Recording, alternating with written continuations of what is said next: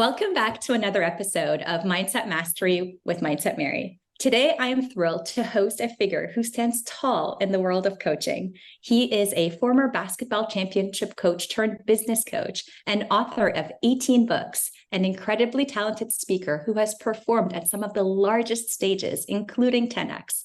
And he's a firm believer that everybody needs a good coach in life. Today, he is the #1 leading authority on the activating the prey drive in people. I am excited to dive into today's conversation. Coach Michael Burt, thank you for joining me today and welcome to the show. Hello. And I like that part about being tall. I've never been that tall in my life. So that's a great introduction. Thank you. Coach Burt, in the virtual world of coaching and Zoom, we can be as tall as we want. That's right. Amen. I love it. That's awesome.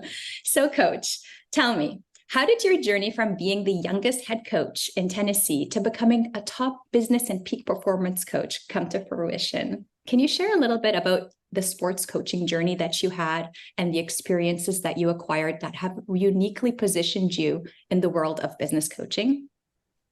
I fell in love with coaching at 15 years old when I started coaching junior pro basketball. And I knew at that moment that was what I was supposed to be doing. And so that turned into elementary coaching, turned into me being the youngest head coach in the state of Tennessee. And I was really fascinated by inner engineering, or what I call building competitive intelligence in the players. So I was going over to the business world, studying business, bringing it back to my players. And that was unique. This was 1999. People were not doing this. And so nobody really knew what I was doing, Mary. They just knew that my teams had a lot of chemistry, a lot of discipline, a lot of focus, and we were really winning. And they could just tell that our team had it together. So they were constantly asking me, what are you doing with the kids? And that prompted me to write my first book when I was 25 years old, called Changing Lives Through Coaching, because I believe a good coach can change your life. And from that, kind of unintentionally, businesses started to call me and say, will you come speak to our people? Will you motivate our team? And I would go speak for an hour and they would say, that was really good. Will you come back? And I'm like, no, I can't come back. I'm a high school basketball coach. I'm trying to win championships. I'm not interested. And I really wasn't interested. I only wanted to win a championship at that time. And then they started saying, well, come back one time or come back once a quarter. And that led to them asking me to coach. And ultimately, they began compensating me at a higher level. And so at 31, I retired from athletic coaching after I had won a championship. It kind of built this dynasty. And then I retired to become a business coach. Wow. So it was, it's nice that you actually accomplished what you set out. Like, you had a goal, you want to win a championship, you worked hard, you built a team, a successful team, and you won the championship. That's amazing. And having that win, how did you feel after you had that win? It's hard to describe the euphoria you feel when you work for something for 10 years. Mm. And it's something you'll never forget.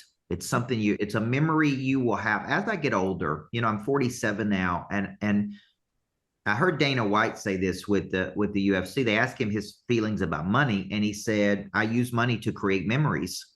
And that's the only reason I use money. And I thought, I've never thought about that. But as I get older, what really important is the memory of something and the experience of something. And that experience of being the best kind of planted a seed in my mind that it is worth it. It is worth the effort. It is worth the time. It is worth the energy to accomplish something that big and to be really, at the end of the day, to really be the best. Mm-hmm. It's all worth it. Oh, absolutely. Especially if you're going in it with all your heart, right? And you've got the right intentions and you set things in motion. And as long as you continue down that path that you actually believe in. And that kind of takes me to okay, in your coaching now in the business world, do you see people having that North Star, like knowing what they're doing and why they're doing it and going after it? Is there a North Star for most people, or are most people really in search of that North Star? Well, this is precisely why I wrote the new book, From A to B, because and the subtitle of that book is called A Simple Structure to Help You Get Total Clarity of where you are and where you're trying to go. It's simple. It's so simple, but so powerful. So I say, what is your B? B could be tangible. That means it's a tangible outcome. I want my company to do 10 million in revenue. I want a 41% profit margin. I want to work 3 days a week. I want to do this. Or it could be intangible. I want to be happier. I want to experience joy in the journey. I want to remove anxiety. See, I say people move toward the B, which is their ultimate goal, because they think it'll make them happy. Number one, they believe it'll make them happy if they reach it, or they think it'll alleviate some anxiety, or it's just a worthy goal that they want to pursue, right? So when I wrote that book, I built a whole program around it called What's Next. I found out that most people live in confusion. Yeah. They have a randomness in motion. And so they're confused about where they're going, why they're going there, what the purpose of going there is. And they literally get caught up in just a vicious cycle of pursuing, and they're not real clear on what they're doing or why they're trying to get there. Right. Yeah, I would agree. I think in my coaching experience, I think there is a lot of confusion in what it is that they actually want. I think what there is no confusion about is the fact that they're not where they want to be. They're not happy. They're not experiencing the emotions that they want to be experiencing, or they don't have the numbers in their bank account that they'd like to see, to feel comfortable. So tell me then, Coach Burt, in A to B, how do you help people get more clarity over where they are right now and where they want to be going? So clarity over A, but also clarity over B. Yeah, great question. I do a lot of work with Dave Blanchard, and Dave Blanchard owns the rights to Og Mandino's work. And he probably said the best definition of self-development or self-improvement that I've ever heard. He said self-improvement really starts with awareness. Typically of a destructive thought or a destructive habit of thought. And until you have an awareness of where you are, a literal awareness of where you are, and an awareness of your thoughts and your thinking, you cannot change those habits of thought. Yeah. Okay. So if I have a destructive thought that sabotages my thinking of where I'm trying to get to, until I have an awareness of it, and then until I change the habit, does it really change the brain and the neural pathways in the brain? And it really is self-improvement. So A is really an awareness of where you are. Now, I like to say that most of us are bothered by something about where we are, right? We don't like something. So I say, tell me you're at A and you're trying to get to B. This is the exercise I use with almost every prospect I talk to. Tell me what bothers you about being an A. And they'll say, well, I don't like this. Well, my company is not really self-managing. Well, I spend too much time away from my family. I'm burned out and exhausted. I said, okay, tell me what B looks like to you. And I say, well, I'm refreshed and rejuvenated. I've got a company that's hitting its sales numbers. I do mainly the 3 things I love doing. I'm generating this much income. I say, okay, that's B. Now, what moves us toward B is really moving from mental creation to action. And it's typically, who can help me do this? Okay. So I always said what stops us from getting there is knowledge. We don't know how to get there, which is where most people live. Skilled. We're not skilled enough to get there.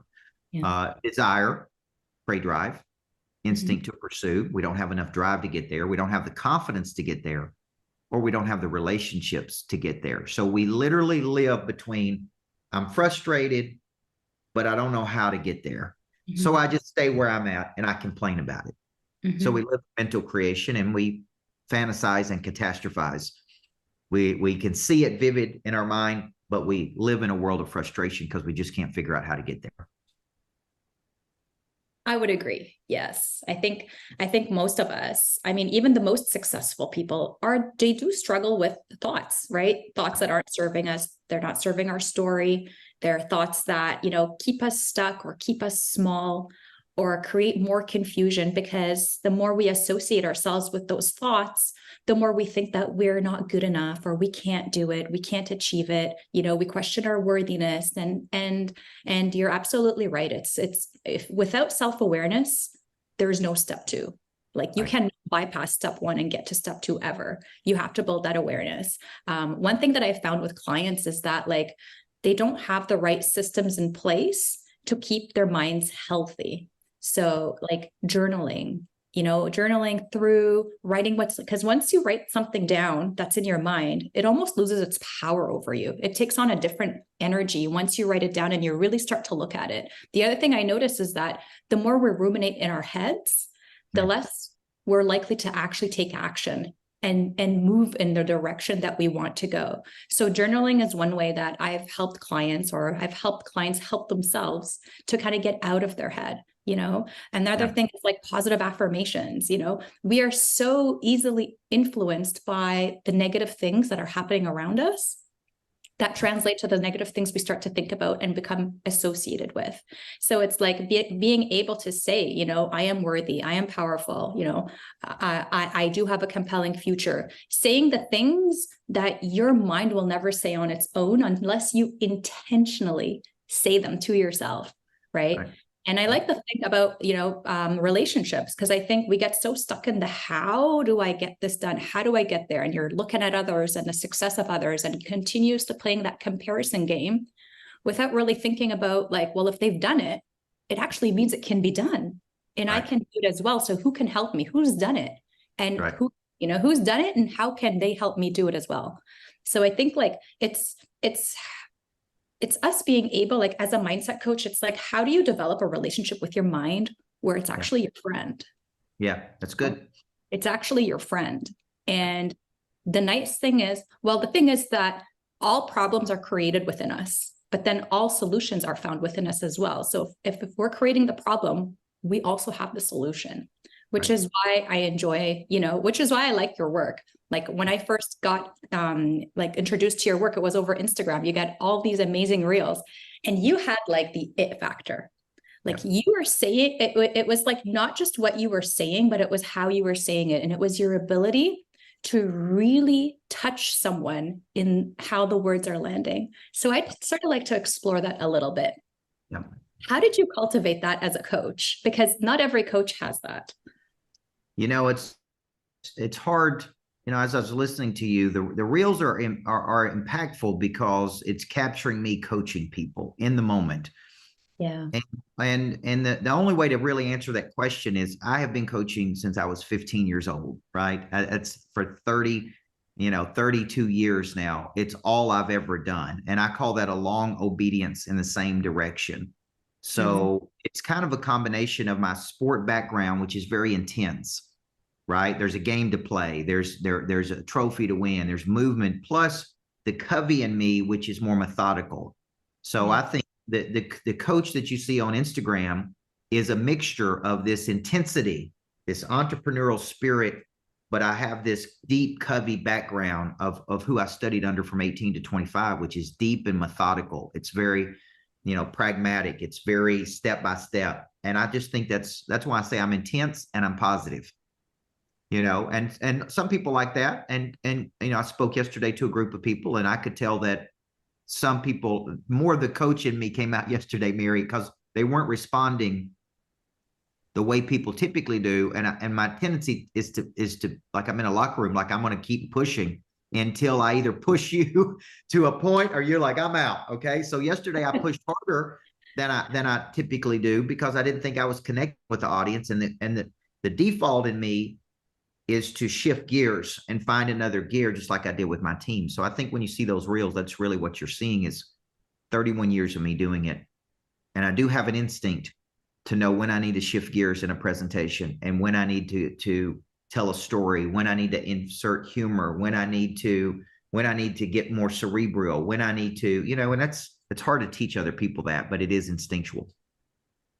I would agree. And, in talking about instinct, let's go to prey drive, because you are the leading authority on activating that prey drive in people. So can you tell me a little bit about what is prey drive, what activates prey drive, and how do we keep prey drive activated? Well, prey drive is the easiest way to explain it is instinct. It's instinct to pursue. Okay. And prey drive is prevalent in animals, specifically in dogs. They have a prey drive, which is their instinct to stalk, capture, and kill prey.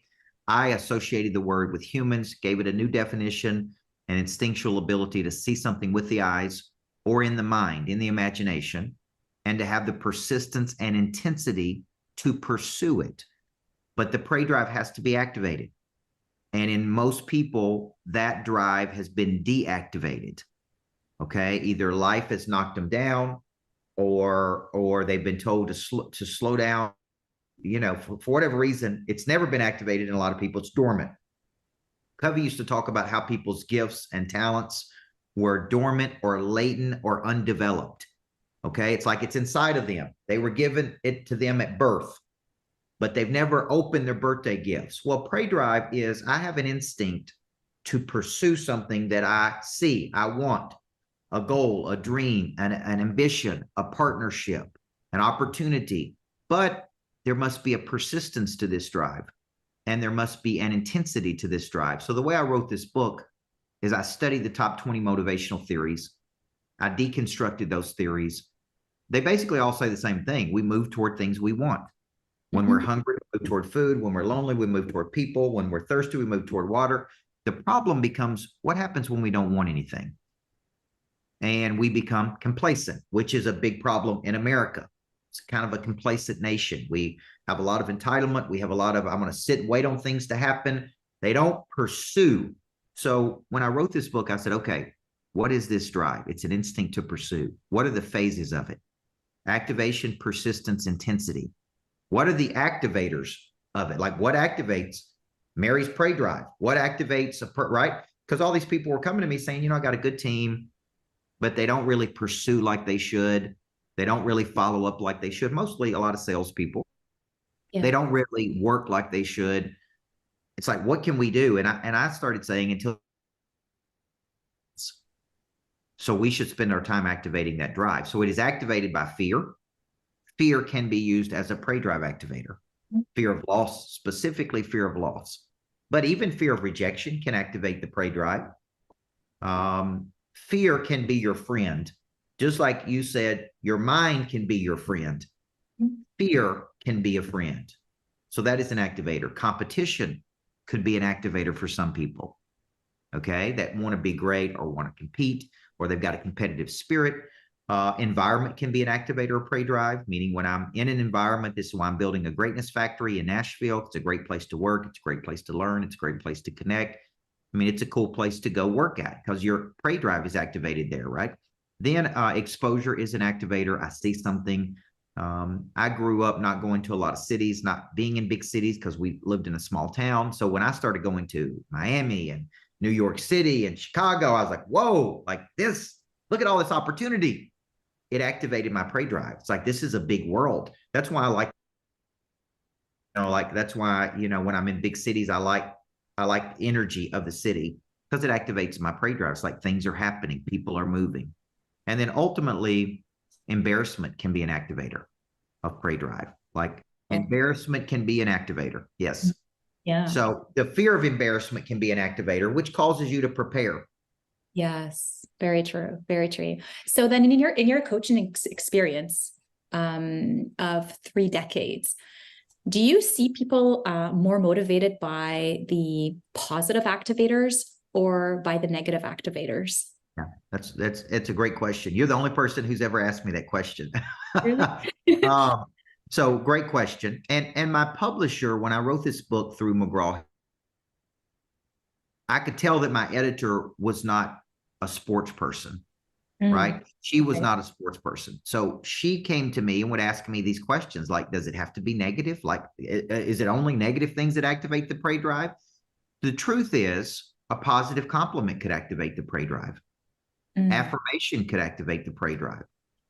Recognition could activate the prey drive, right?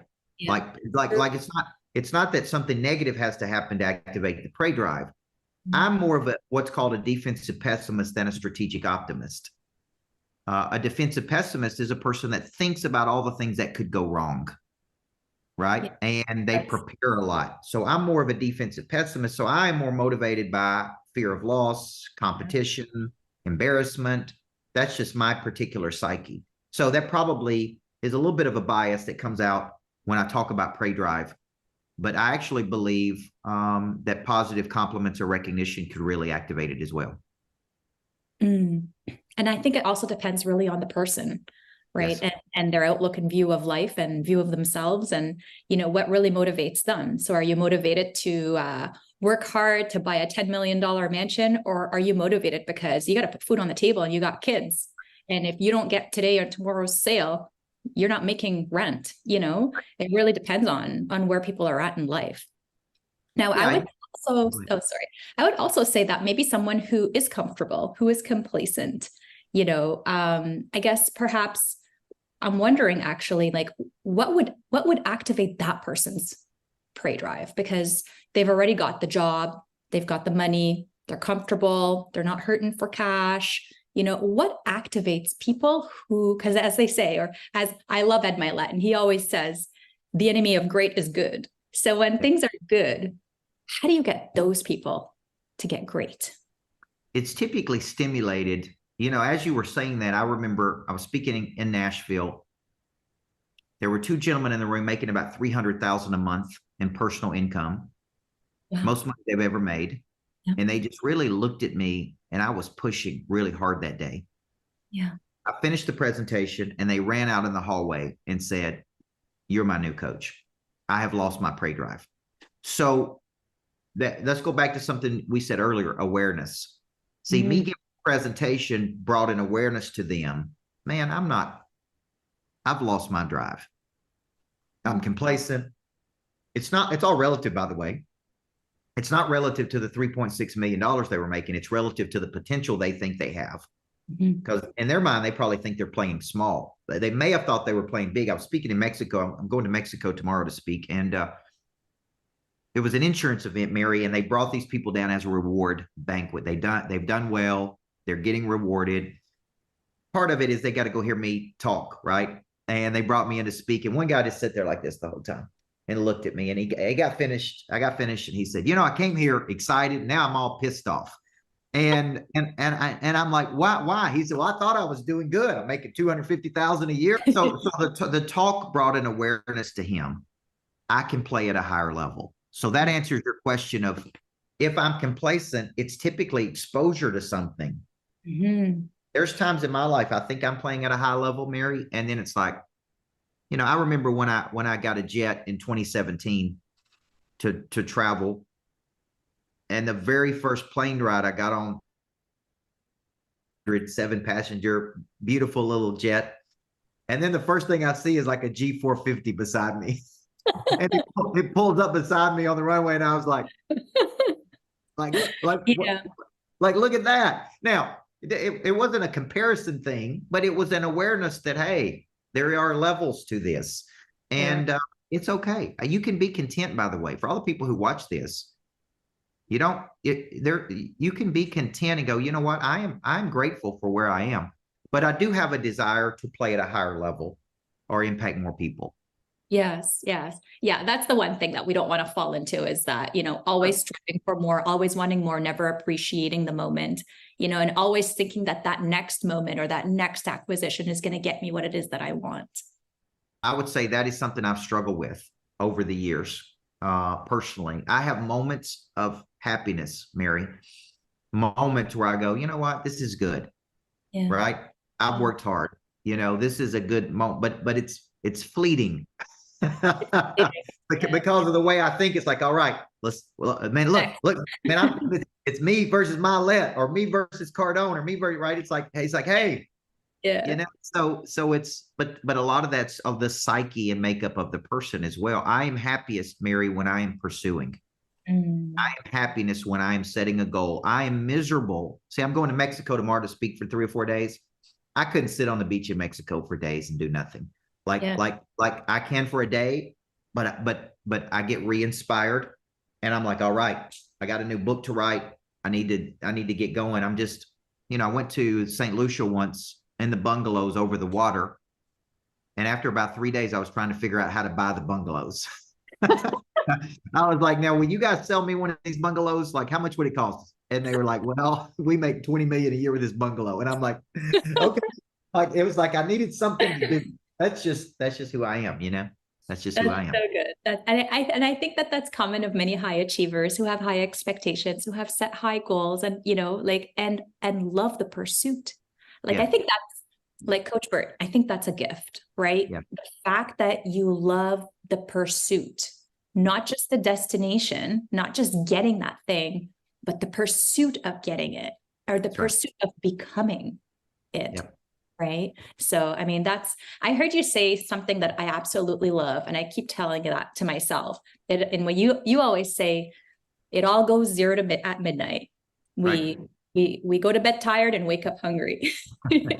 I love that, because for me, in terms of mindset, that's like, whatever you've done today is awesome, but you don't get to carry that into your next day. The next day you're doing more. You're trying, you're starting from scratch, and you're working your way back up to midnight. So tell me a little bit about how you came about with that saying, because I think it's super impactful. It actually started in a kind of a negative thing. I was in Miami at Grant Cardone's offices, and I was telling him, man, I'm growing this coaching business. I got 700 people in this program, and by nature, he can be a negative person by his nature. And he would tell you that. A lot of people think he's positive, but his nature is negative. And he said, what you have is a very expensive babysitting service. And I went, what? Like, I'm excited. I'm growing my coaching business. And then he said to me, it's a terrible business model. He said, coaching is a terrible business model. He said, they love you today. They'll love Tony Robbins tomorrow. They'll love me the next day. They'll love Vaynerchuk one day. He said, it's a terrible business model because it all goes to zero at midnight. Okay. And I thought, God, then what am I doing? Like, why am I doing this if it all goes to zero at midnight? And I called Tim Grover, who's one of my good friends, and I was all, shooken up. And I was like, man, Cardone said it all goes to zero at midnight. What am I doing? Why have I spent my life coaching people if it all goes to zero at midnight? And Grover's like, no. He said, I understand why he said that, but the people you help, the people that you inspire, the people you don't even know you're inspiring, it doesn't go to zero at midnight. But so it kind of gave me a different perspective on it. But I started saying, in the business world, if you can reactivate the prey drive every day by telling yourself it all goes to zero at midnight. See, I wear a bracelet that says we go to bed tired and we wake up hungry. And it's a reminder that today doesn't care about yesterday. Like, yesterday is finite. It's fixed. It's the past. It can be a tough business model. It can be an emotionally taxing business model. It is true that people love you one day and they love somebody else the next day.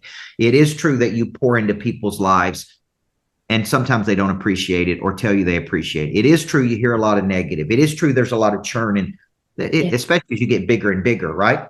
Just take those reels that you see. My reels have been seen now over the last 30 days by 2.1 million people. On Facebook, it's grown 6 million people, and just the pure negativity of some of the people over a 1 minute clip can really make you go negative. It's like, hey man, it's 1 minute. You're capturing 1 minute out of a 1 hour talk and making an assessment about a person. I don't do that because I kind of practice non-judgment. But my point is, it can really get you into a negative place. And you can start saying, why do I do this, right? Why am I coaching all these people? Is there not a better way to do this? And it gets you thinking about your business model as a coach. Yeah. And Coach Burt, I think a lot of people struggle with the negative comments on social media. And I think it's like, why do I do this? It's like, because those people still exist, because those people are still out there and they need a coach in their life, right? They need a compelling future. They need someone to show them that there is a better way. And I think it's those people that are actually stuck in those negative emotions, right? And having those limiting beliefs. I'll just wait till you come back. Yep, I can hear you go. Oh, you can hear me. Okay. Yep. So then it's just the screen freezing on my end. And it's like, actually it's because there's more people out there that actually need coaches, right? Yep. And that's why we do the work that we do, because it's meaningful, it's impactful.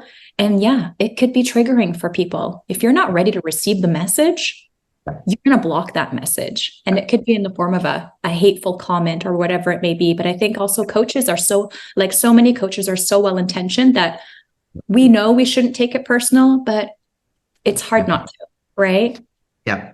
Well, it's hard not to when you devote your whole life to helping other people at the expense many times of your own family, or Yes. the sacrifices you make, or, I don't think people really understand when you coach a lot of people, or as many people as we do. I mean, they message you till 10:30 at night, at 6 in the morning,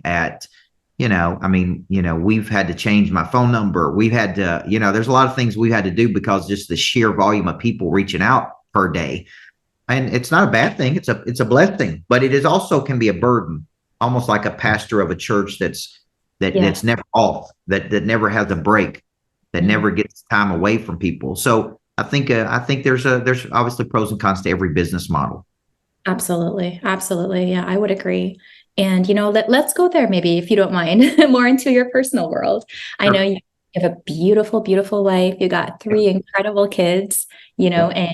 and you're a busy, busy guy. So, I guess I'm curious because I personally, I'm a single mom. I've got four kids. I'm running, two businesses. I'm running one business, and I'm also still working full time. So I've got lots on the go as well. And I guess I'm just curious because I'd love to learn from you. And how do you kind of keep just juggling all those balls in the air, keep it all afloat while taking care of, your business, taking care of your family, and taking care of you? Well, it's really a way of life. It's more a way of life. I do use certain time systems. I rest, I practice, I perform, right? I have a time system that I use. I'm off, I practice, I perform. Okay. I see my kids every morning, especially when I'm in town. And then in the evening, I really make an effort to see them. And then I do take one day off per week. And then my wife handles a lot of the hospitality of our business. She handles the design of our real estate properties. So, but she's got her own dreams, her own hopes, her own goals. She's in her own coaching. And the way we do that is we have help, right? We have a nanny, we have a kind of a family assistant, and they typically travel with us just so we can keep everything going. But the time system is very important, and just a commitment. I grew up without my dad there a lot. He's not a bad guy. He was just a young kid. He didn't really know how to be a dad. He didn't have a role model in his life to be a good dad to him, which I didn't start thinking about till I was in my 40s. I'm like, why was my dad not really that great of a dad? And then I remembered that he's going, instead of being kind of upset with my dad, I started going, let me go a little bit deeper. Why did he not have a good role model? And the truth is, he didn't. Never really knew his father.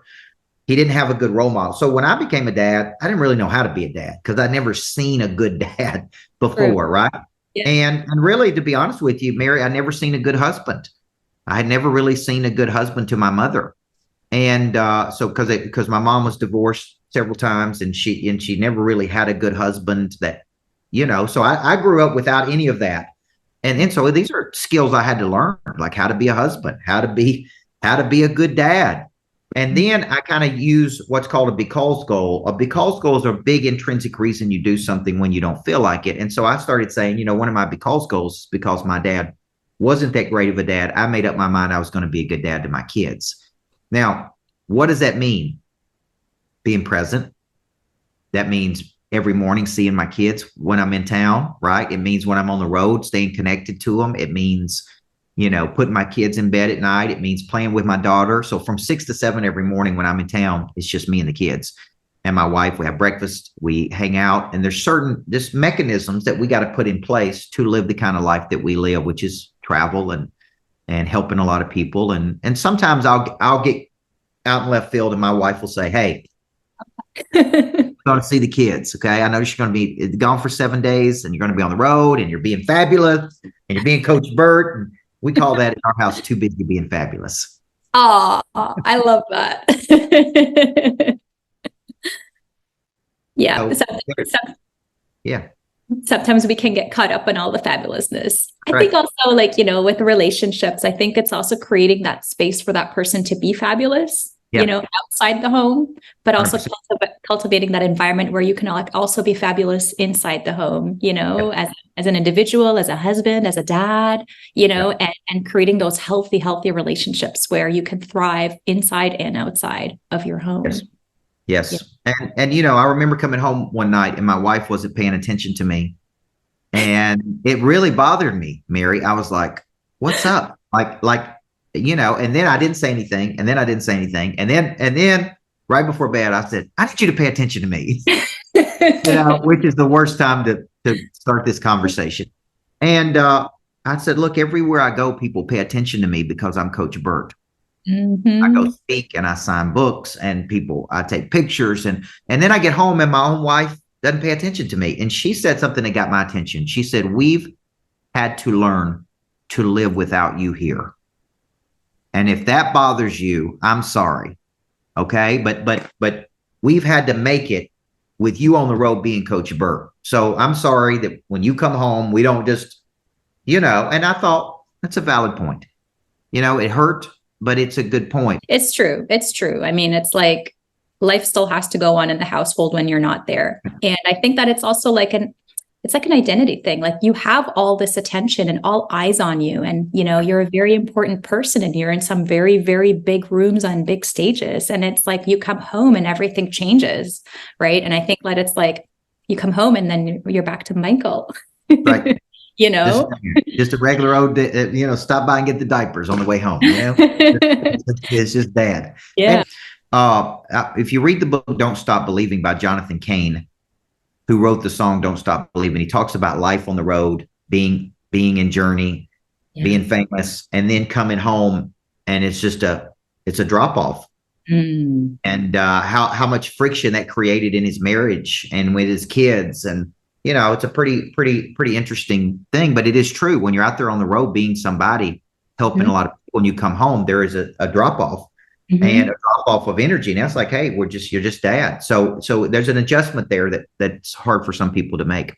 Yeah, it's true. And it's such a drastic change of roles, from where you're going from stages and huge seminars and talks to like just being in the home environment with kids. And, it's a huge adjustment, and like for them as well as for yourself as well.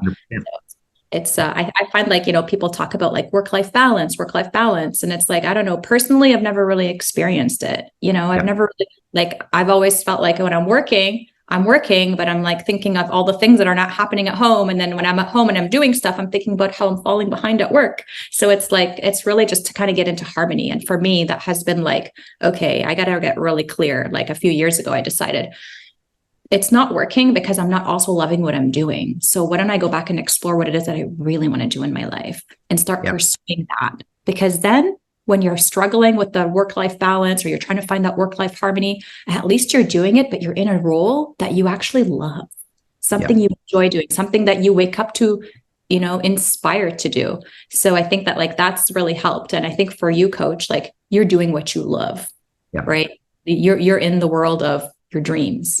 So it's, although it's hard to keep all those balls up all the time, it's worth all the effort. Yeah. So then, Coach, tell me, oh, sorry.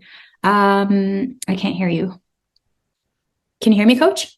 Yes. Yeah. Okay, perfect. Good. I'm curious, Coach, like what's next for you? Where do you see yourself going? I see me building products and services. I see me building greatness factories. Yeah.